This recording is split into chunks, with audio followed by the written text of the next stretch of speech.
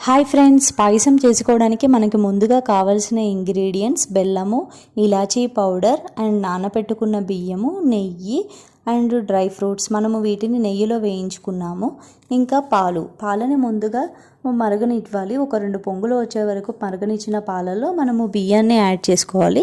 అది మనకి దగ్గరగా అయ్యేంత వరకు, అన్నము దగ్గరగా మెత్తగా అయ్యేంత వరకు ఉడకనివ్వాలి. అలా ఉడుకుతున్న తర్వాత దానిలో మనము టేస్ట్కి సరిపోను బెల్లంని యాడ్ చేసుకోవాలి. ఇలా యాడ్ చేసుకున్న తర్వాత మళ్ళీ ఒక 5 నిమిషాలు ఉడకనిస్తే మనకి పాయసం అనేది మెత్తగా అయిపోతుంది.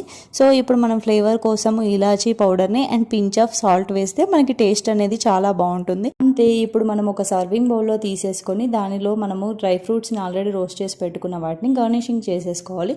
అండ్ ఫ్లేవర్ కోసం నెయ్యిని యాడ్ చేసేసుకోవాలి. అంతే, ఈజీ పాయసం రెడీ. మీకు వీడియో కనుక నచ్చినట్టయితే please like, share, subscribe my channel. Thank you so much.